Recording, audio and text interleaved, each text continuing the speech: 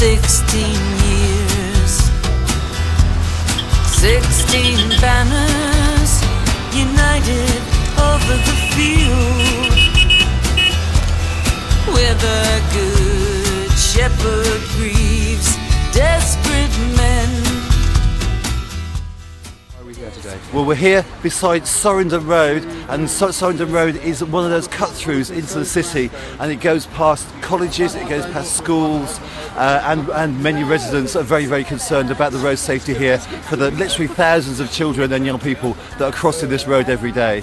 So what residents are calling for is slowing traffic down, so a 20 mile an hour speed reduction or speed limit, and safe crossings. So at the moment there are no crossings along here. And has the council not looked at this issue already? Well, the Conservative administration that are in control keep responding and saying, well, there's nothing they can do. I think often, and far too often, they say there have been no deaths, and the casualty figures are not high enough. And that clearly is not an acceptable answer to the residents. And residents too often fear that it needs somebody to die before something is done. So we're calling for something to be done now to make this a safer, more pleasant area for everybody. Is beyond communication. The captain is down, but still believing that his love will be repaid. We need the crossing here urgently because literally thousands of young people are trying to get from one end of the street to the other to get to the schools here. We've got two campuses just over here, and you can just see as we stand here, it's an absolute nightmare. There are parents who would dearly love to be able to send their kids to school by walking, but they're afraid to because it really take your life in your hands as you walk across this road.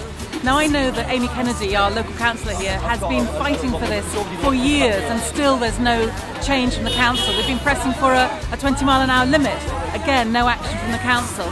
And that's why I think it's just so important that we do change the council in May, make sure there's a different administration with more Greens in it, so we can make sure that streets are for people again instead of for cars. In the ditches, with the stitches still mending, neath the heart-shaped tattoo.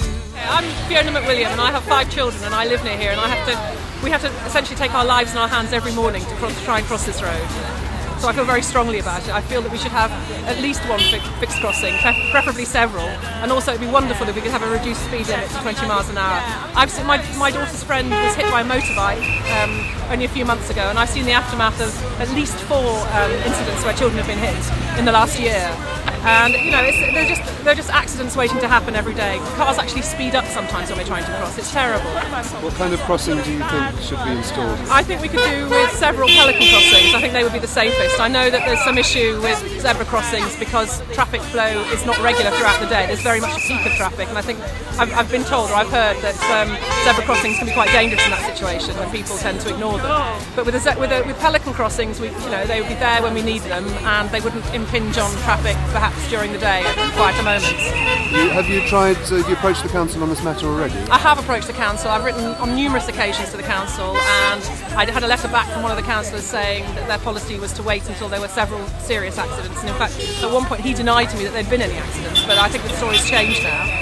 And just speaking to Paul Philo, one of the Green candidates, he informed me that the council has changed its approach, its stance on accidents, and that now, rather than the number of accidents being taken into consideration, it's the risk to children, which I'm hoping will be based on the volume of traffic and the number of people crossing. And if that's the case, then I think we're in a good position to lobby for crossings now, because there are thousands of children going to this school. How many accidents have there been? Well, we keep being given different figures. Paul's been told that in the last 3 years it's something like 9. And all I can say is from personal experience, I've seen one accident for myself, moments after it happened. My daughter was with the girl, it was my daughter's friend. And I've seen the aftermath of at least 3 others just up here where the teenagers get off the bus for Bondi College. I've seen the police cars and ambulances. So these, they're happening quite frequently. Thanks very much. Okay. My name's Adam Campbell.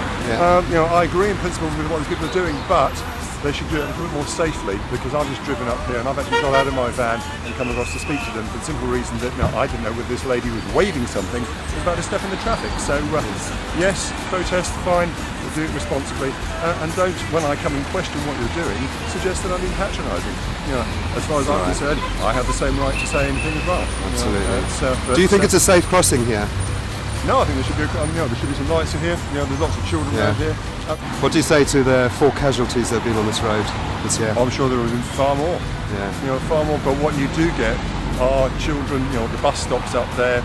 I think perhaps we need to actually have some, some cut-ins with some proper bus stops rather than it all gets bunged up.